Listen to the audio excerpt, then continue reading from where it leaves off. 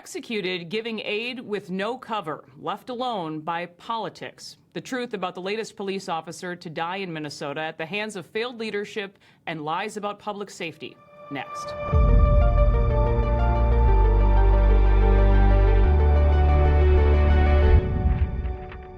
Yet another tragedy that truly never had to happen. Minneapolis police officer Jamal Mitchell was executed in the middle of the street. Mitchell is the 5th first responder in Minnesota to be murdered in a year and the 10th in our greater area.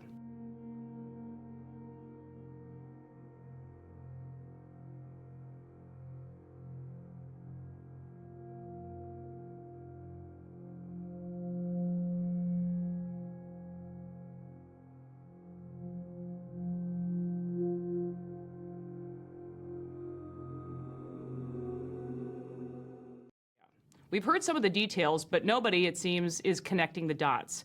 Corporate media seems to be avoiding the obvious, while our so-called leaders seem to be getting ready to play the blame game. But the facts of the matter remain. Due to the efforts to defund and dismantle the Minneapolis Police Department, the department has lost nearly 40% of its police force. MPD has been struggling to recruit anyone who may be qualified. However, Officer Jamal Mitchell joined the department less than 2 years ago after his family relocated here for his wife's job. And on his 3rd shift as a rookie officer, he helped save an elderly couple from a fire and was given accommodation. But tragically, his promising career and his life were cut short as he was shot and killed in the street while rushing to protect citizens of Minneapolis. Making this even more of a tragedy, details of the attack seem to tell only part of the story, as there are many details and dangers lurking behind the scenes. For example, Officer Mitchell lost his life while working a mandatory overtime shift. He didn't have a choice due to the overall lack of police officers that has been plaguing the MPD. All officers have been required to work at least one overtime shift a month. There's yet another danger. Again, there aren't enough officers, so Officer Mitchell was driving the streets alone in a one-man squad car. Just 5 days earlier, Governor Walz issued a proclamation for George Floyd Remembrance Day. Corporate media here in Minneapolis took the opportunity to remind us once again about the murder of George Floyd and revisiting police reform to end systemic racism. And Hennepin County Attorney Mary Moriarty did the same again when she announced that charges against Trooper Ryan Londegren would be dropped. These circumstances have proven to be fatal for Officer Mitchell, who arrived alone at a truly chaotic scene. He was gunned down, rushing to save a man he thought was a victim, but was actually a monster and his cold-blooded killer. Yet corporate media that always seems to be obsessed with race when it fits popular narratives seem to be avoiding some of the key facts in this case. Like Alex King, the officer who actually arrested George Floyd, Officer Mitchell is black and was gunned down by a black suspect. Well, Representative Walter Hudson, I know you see through all of this political chaos, and have a few things to say about all of this, and we thank God for that. But, sir, thank you so much for joining me. It's my pleasure. I always appreciate being with you. First, I want to hear your reaction. There have been more than a few attacks on police officers and first responders recently, and now we have another murdered police officer in Minnesota. We're still trying to figure out the particulars of what the motivation was in this case, and so I won't speak specifically to that, but certainly generally the environment that's been created for law enforcement, certainly in the state of Minnesota, but I think nationally as well, has been one that is nothing short of dangerous for those who choose to place themselves between the average citizen, the average resident, our families, and harm's way. And I think it takes two forms primarily. One is this notion that there's something systemically wrong with policing as a profession, that it's inherently racist, that it's inherently white supremacist. Regardless of the color of the officer, they'll often tell us that there's something innate to the process of enforcing the law that is fundamentally wrong. And what that narrative fosters in the hearts and minds of the people on the street is that they don't have to respect the badge. They don't have to respect the title of officer, trooper, deputy, that these aren't things that ought to properly command authority. And when you plant that seed in the minds of people, especially if they have this pre-existing disregard for the concept of authority as such, you're going to embolden them to be able to take actions that they otherwise might be deterred from taking. And I think the secondary factor that plays into the dangerous environment that law enforcement finds itself in today is the fact that everybody on both sides of the blue line know that nothing is going to be done about a lot of these crimes. You mentioned Mary Moriarty coming out in this insane rant in the wake of her dismissing charges against Trooper Ryan Lundgren, where she's condemning not just him and the profession of law enforcement generally, but those of us like you and me who showed up to support Trooper Lundgren at the Hennepin County Courthouse, comparing us to January 6th rioters, wondering why it's acceptable for people to gather in support of a cop, claiming that her staff felt frightened by the mere presence of people who weren't there to chant F the police, which I suppose would have been totally fine by her if that's, if there was a crowd gathered there doing that. And what that fosters is, look, I did a ride along with 4th Precinct MPD last year about this time, I believe. And one of the things that was kind of sobering to note was the extent to which low-level offenses simply are not going to be enforced. And it's not because they don't want to do it. It's because they know that they're only exposing themselves to prosecution, and the best case scenario is that they'll be able to go home that day, but all the work they put into trying to enforce a case against whoever the perpetrator is just going to be thrown out the window by the Hennepin County attorney. On that note, let's talk more about these people, again, these so-called leaders. I have a hard time sometimes using that word, but sidestepping so much accountability. After, again, announcing George Floyd Remembrance Day just days earlier, Governor Walz declared that the shooting of Officer Mitchell was somehow all about guns. That's been his messaging in the wake of all of this. And during a press conference, he said, "We don't have to live this way." Those were his words. Are people falling for any of this at this point, Walter, especially when it seems like he's avoiding any responsibility or accountability here? I mean, I think unfortunately there's a certain segment of the population that absolutely falls for it because he's such a masterful liar. I mean, he is top tier of public officials that I've ever seen to be able to seamlessly and convincingly lie. I see him do it all the time, and this is just another example.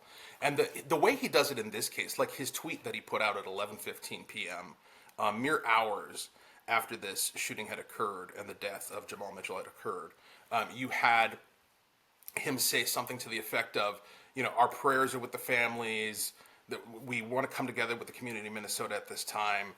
This poor officer was slain in an act of gun violence. And just those 3 words, an act of gun violence, 5 words, just those few words thread the message, the lie that's wrapped up in all of this truth, right? We should be sympathetic and empathetic and be coming alongside the families. We should be thinking about the community, and like all of that is good stuff, but then you poison it with this pill that says this was about the gun. This wasn't about the person. This wasn't about the choice of an individual. And it wasn't about the environment that we've created that fosters choices like that from other individuals of the same stripe, right? And so I think what we're seeing here is while there are certain people who will take the messaging from somebody like a Tim Walz at face value, there's a growing percentage of the population that's had enough. And look, even if you come from the perspective that I fundamentally disagree with, which is that the gun is the problem and we need to do something about the guns, who's going to enforce that, right? Like, at the end of the day, you can write all the laws you want, but somebody with a badge and a gun is going to have to go forward and enforce those laws.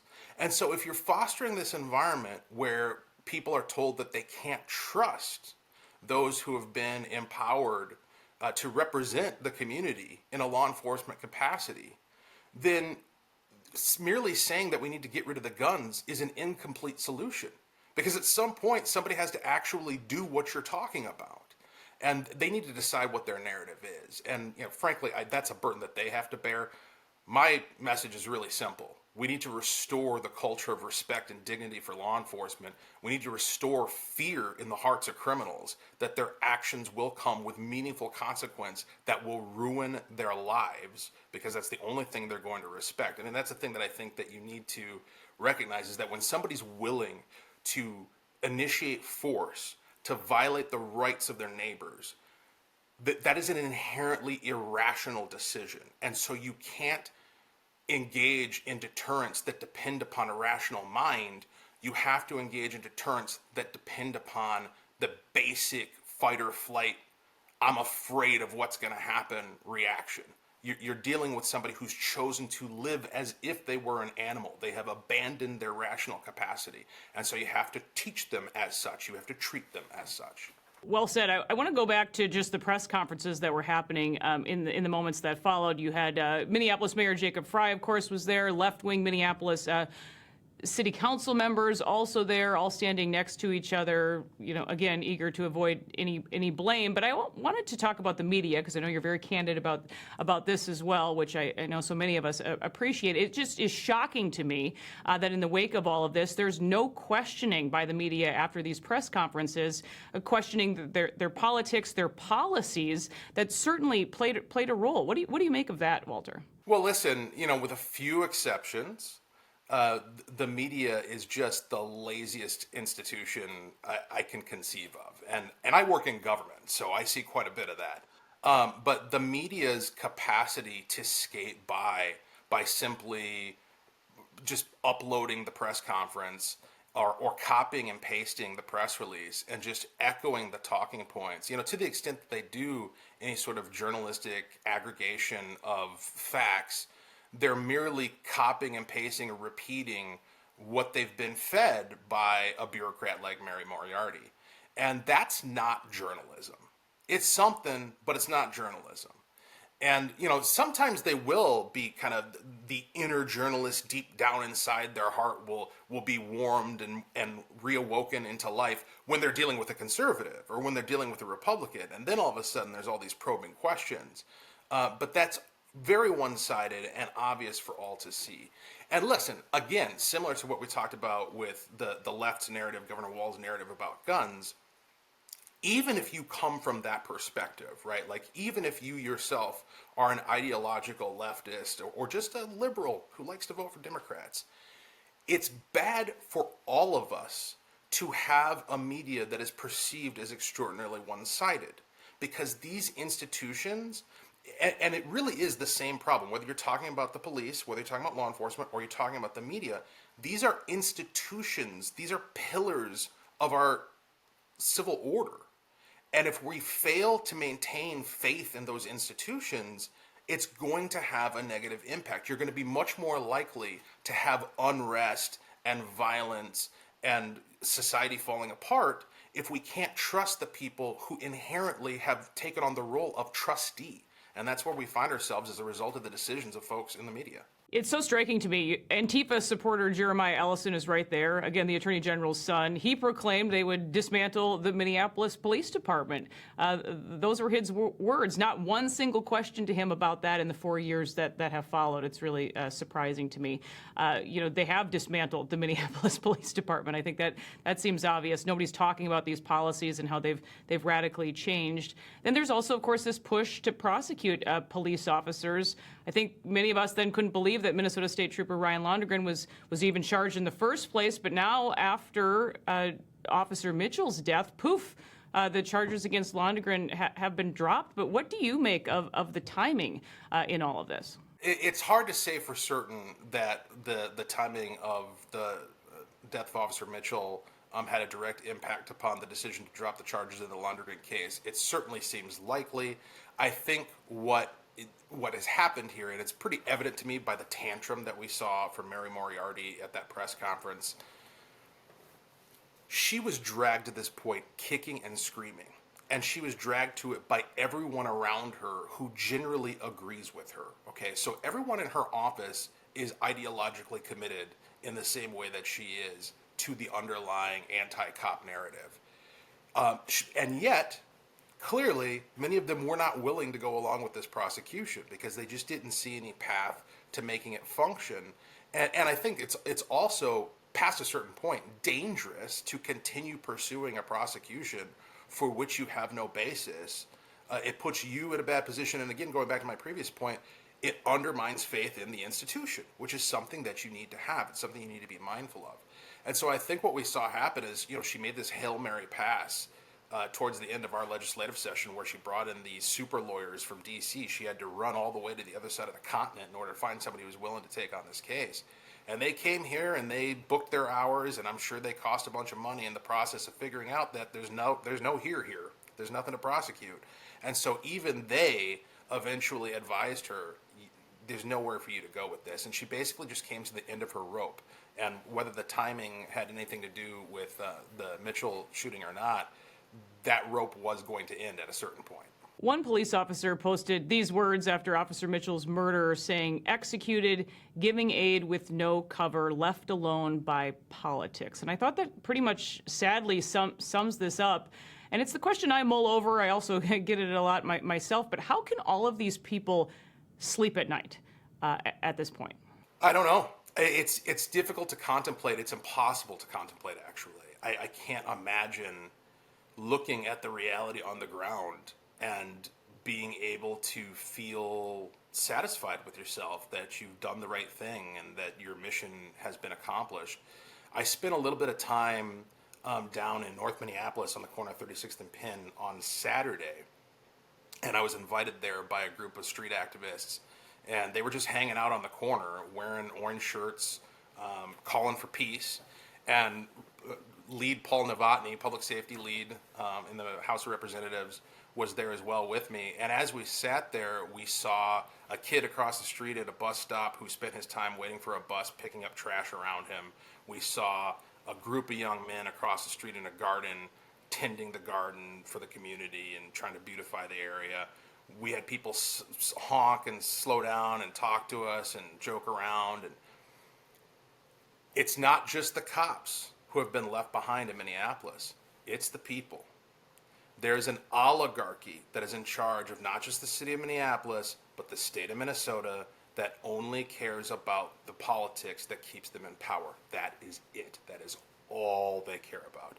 They do not actually care about the real world effect that their policies have on the actual lives of human beings. And not an hour after Paul Novotny and I left that corner of 36th and Penn, less than a block away, somebody was shot and killed in broad daylight. And it's stunning to me that the people who have people like Mary Moriarty has a direct impact upon that environment. Her decision to not prosecute the sort of criminal who did that, who killed a man in broad daylight, her unwillingness to hold that person accountable, not the gun, not white supremacy, not systemic racism, but the person. Her decision to prioritize politics over justice is the reason why people die, literally, in the streets, in broad daylight, in Minneapolis. I would not be able to sleep at night if I was responsible for that. I think you have to be a monster to be able to get any Z's being Mary Moriarty. It is. It's heartbreaking and maddening all at the same time. I want to give people hope because I still believe that there has to be some. Trooper Lonergan's case, I think, proves that. But in your opinion, what can people do? What is the call to action here, Walter? Well, I think we've already started to see it, right? Like the support of people physically coming down to the Hennepin County Courthouse in support of Trooper Lonergan. The support that we've seen through something as simple as social media. Look, it's the easiest thing in the world to do, to click share, to click like, but past a certain point, it does help. Like the support that we've seen for Trooper Lonergan and other officers in similar situations, there has been a sea change happening. We need to keep moving that forward. And we need to be pushing. We can't be satisfied with little wins. And I'm not suggesting that this is a little win for Trooper Lonergan. It's huge for him personally. But what we really need to do is we need to be planting flags and taking hills on these institutions that have enabled things like this. We need to push back. There needs to be some degree of preemption in Hennepin County, and to a lesser degree potentially in Ramsey County as well, to find workarounds for these abhorrent choices to not prosecute criminals.